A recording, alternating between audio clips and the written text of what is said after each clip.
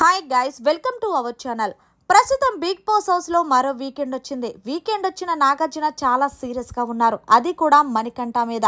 ఇక మన టీవీ ద్వారా హౌస్లో ఉన్న కంటెస్టెంట్స్ని పలకరించి మణికంఠ లెగుస్తావని అడిగేసరికి ఏమైంది సార్ అంటే, ఏమయ్యిందా, నిజంగా నువ్వు ఆడాడువేమో అనిపిస్తుంది అనేసరికి ఒక్కసారిగా మాట్లాడలేకపోయాడు మణికంఠ. మణికంఠ, నువ్వు ఇక్కడ సింపతి గెయిన్ చేయాలని చూస్తున్నావు, నీ ఆట ఇక్కడ ఏమీ కనిపించట్లేదు. నువ్వు ఎంత ఏడవాలనుకుంటున్నావో ఏడ్చేసేయ్, టిష్యూలు పంపించండి అంటూ ఆ టిష్యూలు తడిసిపోయేంత వరకు ఏడుస్తూ ఉండు మణికంఠ. ఇంకొకసారి హౌస్లో ప్రతిసారి ఏడుస్తే నేనే రెడ్ కార్డ్ ఇచ్చి బయటకు పంపించేస్తాను.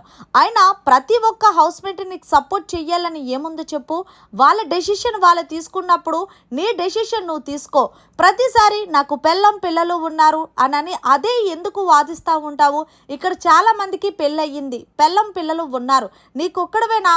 ఏదేమన్నా సరే ఇంకొకసారి నువ్వు ఏడిస్తే మాత్రం నేను బయటకు పంపించేస్తానంటూ హోస్ట్ నాగార్జున మణికంఠకి చాలా గట్టిగా ఇచ్చుకున్నారు. అందుకే నీకు సింపటి స్టార్ అని హౌస్లో హౌస్ మేట్స్ కూడా ట్యాగ్ లైన్ ఇచ్చారు. అదేమీ తప్పు కాదనేసరికి మణికంఠ ఏం మాట్లాడాలో తెలియలేదు. సార్, ఇక్కడి నుంచి నా ఆట నేను ఆడుతాను, నేను అస్సలు ఏడవను సార్ హౌస్లో అంటే. ఈసారి ఏడుస్తే నేనే చెప్తున్నాను కదా, బయటికి రెడ్ కార్డే అంటూ మరొకసారి మణికంఠకి ఇచ్చుకున్నారు నాగార్జున. ఇక అలాగే ఎంటర్టైన్మెంట్ విషయానికి వస్తే బాగానే చేసావు జ్యోతిష్యుల్లాగా. మొత్తం జ్యోతిష్యుడిగా అందరి జాతకాలు చెప్పావు, కానీ నీ జాతకం ఏంటో నువ్వు తెలుసుకోలేకపోతున్నావు మణికంఠ అంటూ చివర్లో డైలాగ్ వేశారు. మరి నిజంగా ప్రతిసారి కూడా మణికంఠ సింపతి స్టార్గానే గైడ్ చేస్తున్నాడు.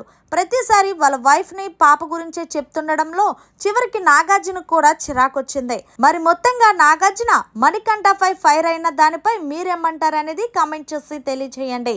మరిన్ని లేటెస్ట్ అప్డేట్స్ కోసం చూస్తూనే ఉండండి అవర్ ఛానల్.